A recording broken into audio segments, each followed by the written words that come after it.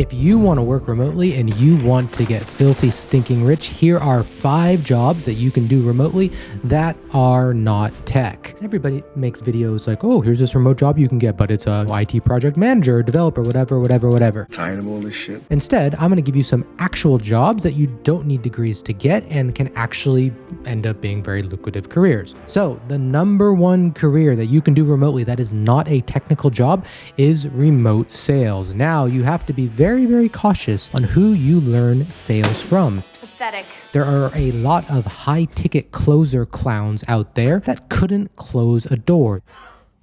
Those people are much better suited to taking orders at McDonald's saying, would you like fries with that? Not actually converting sales. Most people who believe they are good at sales actually are absolutely horrendous at sales. $50 a book.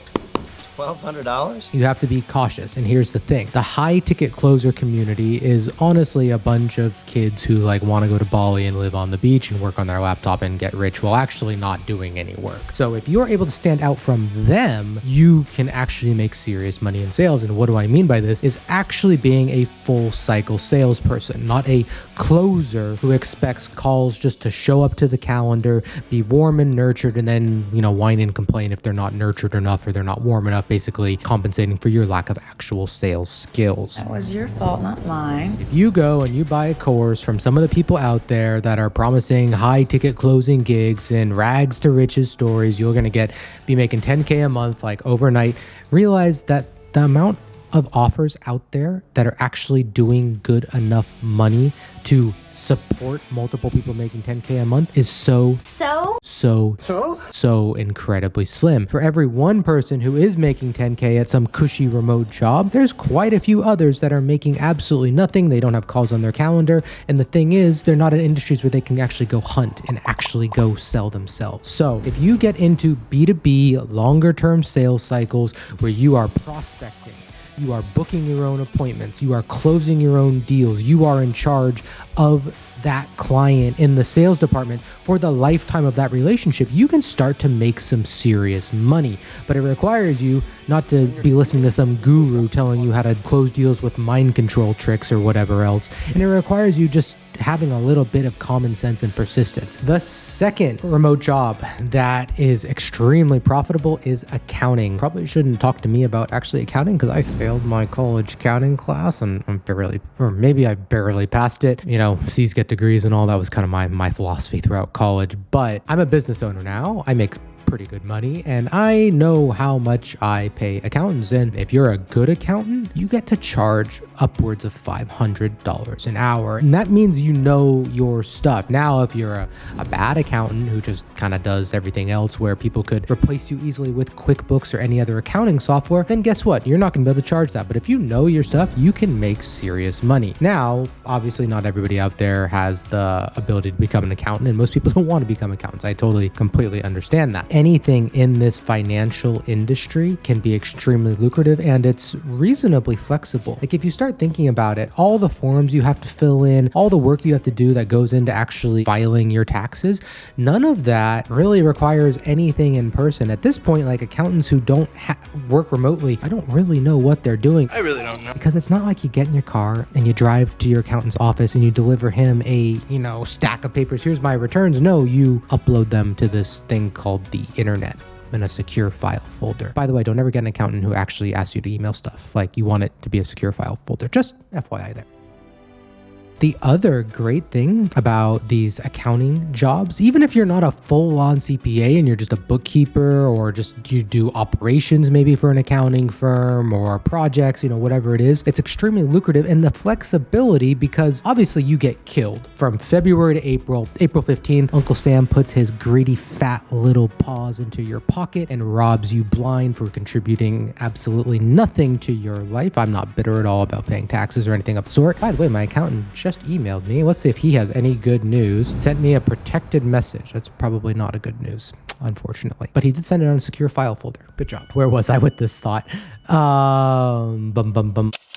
Oh, you get killed. February to April, Uncle Sam, you get their taxes filed. But after, May, you got the stragglers filing their taxes late. After May, though, things start to open up. And I know that some of the last accountants I've used previously, like they were taking flights Other parts of the world come July kind of have the summer off. Like, sure, maybe you need to answer a few emails here and there, but overall, pretty good lifestyle, I would say. Granted, you are getting killed for those 2 or 3 months. You might be working 60, 70-hour weeks, but if it means you only got to work 10 hours a week for the rest of the year and you get to go wherever you want during that time, honestly, I mean, that doesn't sound too bad. So I was never going to make it as an accountant, but maybe I should have. Number 3 on the most profitable remote jobs that are not sales is a headhunter or recruiter. And I run a staffing firm, so I know how this goes. Did my mic just go off? I hope it's not. Nope, it's not. Okay. I'm the founder and CEO of a staffing firm, and I know how it goes, and I know how hard it is to fill difficult positions. If you want a more standard position, like if you want to hire,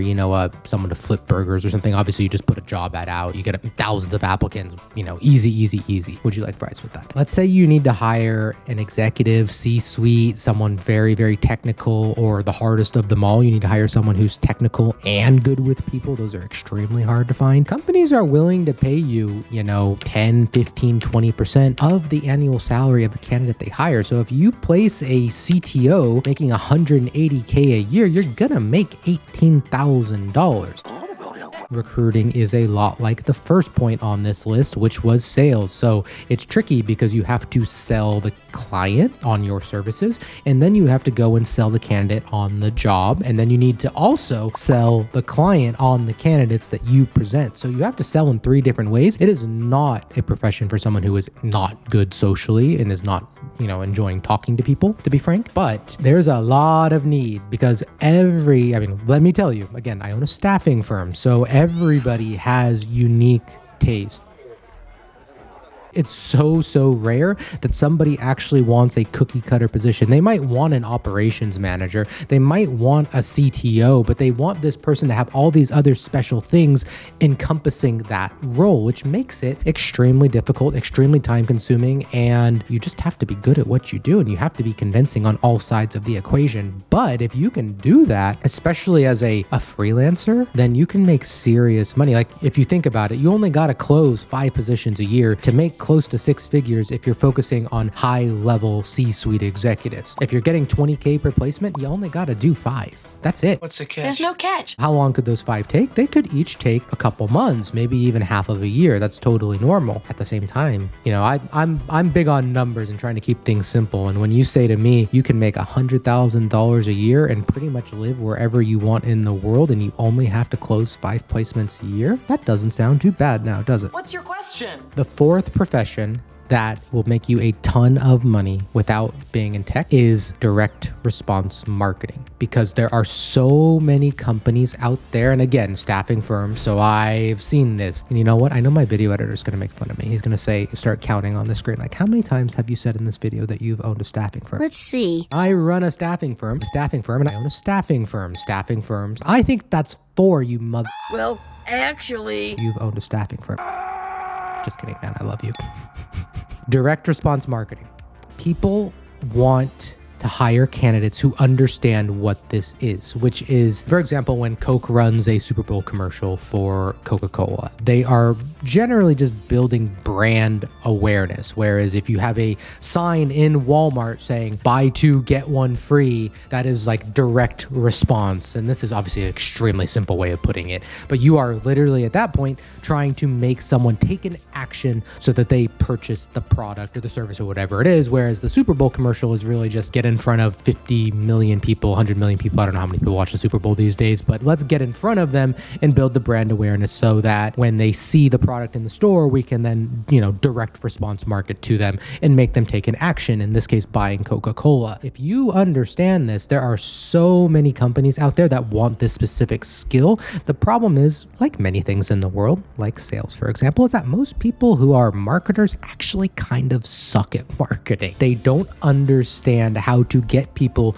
to actually take an action. There are so many marketers, they are dimes a dozen, who can make pretty graphics in Canva, and they can edit some videos, and they can make things that look nice. But the difference between them and a direct response marketer is the DR guy gets people to take action, and the DR guys, and girls, I'm not going to discriminate, they are keeping score. They're like salespeople. They're like, I know that I built this funnel and I wrote this landing page copy that converted at X% and generated Y amount of revenue. So they're basically like salespeople, but from a marketing background, marketing sense. They're not getting on sales calls. They're not closing deals, but they are doing it with videos, with copywriting, and with a variety of other, marketing tactics. So if you can learn direct response, you will have a lot of doors open to you. And I have seen remote companies that pay well into the six figures for direct response copywriters. So VSL writers or editors. VSL means video sales letter. If you go to ourwork.io and go to the home page, you'll see a video that is very much a direct response video. It is intended to elicit an action, i.e. you opting in on the website. So yes, direct response, extremely lucrative, extremely in demand, and frankly, if you're good, you can really start charging people a lot of money. If you want to get started with direct response, highly recommend you check out Ben Settle, one of the best as far as modern day direct response, and it's digestible because he emails daily, so it makes it really easy just to absorb by osmosis. So definitely check out his stuff. That's where I would start. And the fifth and final lucrative career that can be done remotely that is not a tech job is to make videos. Not like this one, but for major brands. Shopify is a fantastic example. Hire presenters to make videos for them. So they provide the script, and this is something that is so difficult to hire because we've tried several people at Hire UA, my staffing company. I just said it again. So we've tried a few people for this role at Hire UA, and it was really hard to find people who could present on camera, who looked good on camera, who didn't need everything scripted to the letter for them, who had enough creative ideas that they knew what a video needed. So if you are someone who speaks well in public or on camera, if you are someone who looks presentable, and if you are someone who has a sort of decent lighting setup, it doesn't have to be anything expensive. I mean, I have an iPhone here, an iPhone there, and a couple of ring lights and a couple stands. Overall, the whole setup, other than the iPhones, is probably not more than a couple $100. You can do pretty well, and there's enough companies out there that want this kind of content created that you can pretty easily be charging $700 to $1,000 per video. So if they ask you to shoot 4 a month, you do the math. It can add up pretty quickly, and assuming you are reasonably well-versed in the topic and you don't need a full script and you don't have to spend hours memorizing it, then it's really not that much work. Do your hair and makeup like me. Obviously I've spent a lot of time doing that for this video, and you're pretty much good to go. And best of all, with these days, you can just ask AI to write your script. So if the brand says, we want you to make a video about this topic with these points and be this long, you just go to ChatGPT, you ask it for a script. Maybe the company needs to sign off on the script itself, and then you can just get a simple app on your iPhone. You can put another iPhone or an iPad or something right behind your main camera, and it will just scroll the text for you that you can read. Now, I don't actually use one. I just go completely off my head. I don't use a script. But if you're someone who doesn't like to improvise like that, you can just read off of it. heaven forbid. The last president of the United States was basically old, senile, and had dementia, and he's just sat there reading it on national TV, and he did, well, I'm not gonna say he did just fine, but you know what I mean. They all do it. With that being said, that wraps up this video. These are the 5 most lucrative remote jobs that are not in tech that you could start working in and make some serious money. Head to ourwork.io for more career coaching advice and help obtain the right job or remote job of your dreams. See you in the next video.